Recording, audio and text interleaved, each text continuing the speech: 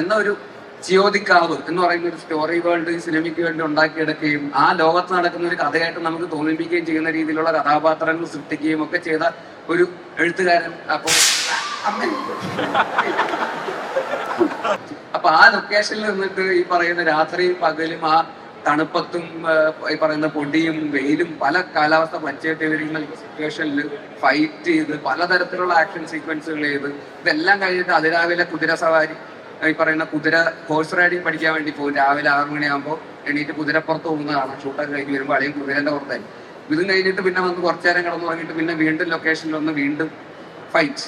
അപ്പൊ ഇത് കുറച്ചധികം പണിയെടുത്തിട്ടുണ്ട് ഈ സിനിമയിൽ കണ്ടിട്ട്. ഞാൻ ചുമ്മാ ഇരുന്ന് പറയല്ല, ഈ സിനിമ നിങ്ങൾ കാണാൻ വേണ്ടി ഞാൻ പറയുന്നല്ല, നിങ്ങൾ എന്തായാലും കാണണം. പക്ഷെ ഞാൻ ഇതിന്റെ പിന്നിലുള്ള ഒരു പ്രോസസ്സ്, ഇത്രയും വ്യക്തിക്കായിട്ടുള്ള ഒരു പ്രോസസ്സ് സിനിമയ്ക്ക് പിന്നിലുണ്ട് എന്നുള്ള റിയാലിറ്റി ഞാൻ നിങ്ങളുടെ അടുത്ത് ഷെയർ ചെയ്യുന്നതാണ്. അപ്പൊ അത്രയും പണിയെടുത്തിട്ടാണ് ആക്ടർ എന്നുള്ള രീതിയിലും ഫിസിക്കലിയും അല്ലാതെയും ഒരു ക്യാരക്ടറിനൊക്കെ വേണ്ടിയിട്ട് ഒരുപാട് എഫേർട്ട് എടുത്തിട്ട് ഒരു കരിയറിന്റെ ഒരു വർഷം 1.5 വർഷത്തോളം ആക്ടർ എന്നുള്ള രീതി തന്നെ അതിനുവേണ്ടി ഡെഡിക്കേറ്റ് ചെയ്ത് ചെയ്തിട്ടുള്ള ഒരു സിനിമയാണ്. അപ്പൊ അതുകൊണ്ട് ടൊവിനോ തോമസ് എന്ന ആക്ടറിന് വേണ്ടി ഈ സിനിമ നിങ്ങൾ എന്തായാലും കാണുക. അതിനും ഒരു വലിയ കയ്യടി നിങ്ങൾ പ്ലീസ്. ഈ സിനിമയിൽ അഭിനയിച്ച എല്ലാവരുടെയും പേരിൽ ഇതുപോലെ എടുത്ത് പറയണമെന്നുണ്ട്. പക്ഷെ സമയപരിമിതി കൊണ്ട് ഞാൻ തന്നെ ഇവിടെ ഒന്ന് പറഞ്ഞു കഴിഞ്ഞാൽ പിന്നെ അവരൊന്നും പറയാനുണ്ടാവില്ല.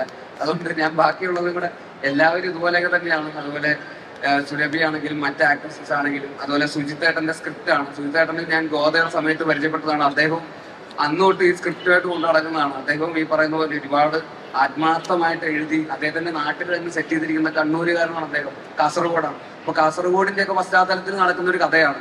അതും വളരെ ഒതന്റിക് ആയിട്ട് വളരെ റിയലിസ്റ്റിക് ആയിട്ട് അദ്ദേഹം അതിനെ കൺവിൻസ് ചെയ്യുകയും എന്ന ഒരു ജിയോതിക്കാവ് എന്ന് പറയുന്ന ഒരു സ്റ്റോറി വേൾഡ് ഈ സിനിമയ്ക്ക് വേണ്ടി ഉണ്ടാക്കിയെടുക്കുകയും ആ ലോകത്ത് നടക്കുന്ന ഒരു കഥയായിട്ട് നമുക്ക് തോന്നിപ്പിക്കുകയും ചെയ്യുന്ന രീതിയിലുള്ള കഥാപാത്രങ്ങൾ സൃഷ്ടിക്കുകയും ഒക്കെ ചെയ്ത ഒരു എഴുത്തുകാരൻ. അപ്പോ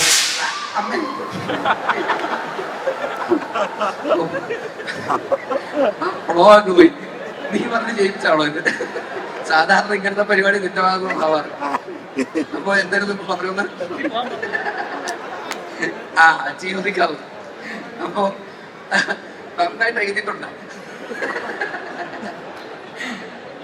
അതുപോലെ ഇതിന്റെ പ്രൊഡ്യൂസർ ലിസ്റ്റിൻ ചേട്ടൻ, അദ്ദേഹവും ഈ പറയുന്ന പോലെ നേരത്തെ പറഞ്ഞ പോലെ കടം മേടിച്ചും കുടുംബം വിറ്റൊക്കെ എന്നൊക്കെയാണ് അദ്ദേഹം പറയുന്നത്. ആദ്യം ഞാൻ വിശ്വസിക്കുന്നില്ല, എന്നാലും ഇത്രയും റിസ്ക് എടുത്തിട്ടാണ് ഈ സിനിമ അദ്ദേഹവും ചെയ്തിരിക്കുന്നത്. കാരണം ഇതിന് അത്യാവശ്യം നല്ല രീതിയിൽ കാശ് ചെലവായിട്ടുണ്ട്.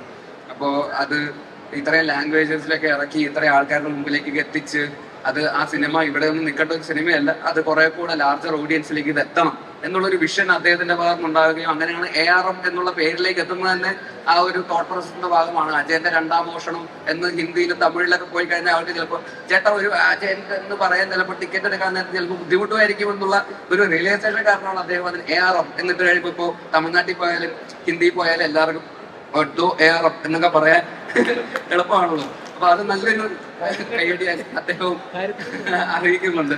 ആ റിസ്കിന് എല്ലാവരും പ്ലീസ്, അതുപോലെ എല്ലാ ടെക്നീഷ്യൻസും, ADs, ബാക്കി ക്രൂ, ഇവരുടെയൊക്കെ എഫേർട്ട് നേരിട്ട് കണ്ടിട്ടുണ്ട്. അതിന്റെ ഒരു ചെറിയ ഭാഗം എന്നുള്ള നിലയിൽ എനിക്കിത് വളരെ ജെന്യുവനായിട്ട് പറയാൻ പറ്റും. തീർച്ചയായിട്ടും ഈ സിനിമ ഓണത്തിന് തിയേറ്ററുകളിൽ എത്തുമ്പോൾ നിങ്ങളുടെ എല്ലാവരുടെയും സപ്പോർട്ട് ഉണ്ടാവണം. മലയാള സിനിമയ്ക്ക് നമുക്ക് എന്താ പറയാ അഭിമാനിക്കാവുന്ന, മലയാളികൾക്ക് അഭിമാനിക്കാവുന്ന ഒരു സിനിമയായിട്ട് അജയന്റെ 2ാം മോഷണം മാറട്ടെ എന്ന് ആത്മാർത്ഥമായി ആഗ്രഹിക്കുന്നു. ഒരിക്കൽ കൂടി നിങ്ങളുടെ എല്ലാവരുടെയും സപ്പോർട്ട് ആഗ്രഹിക്കുന്നു. ഇതിലുള്ള എല്ലാവർക്കും ആശംസകൾ അറിയിക്കുന്നു.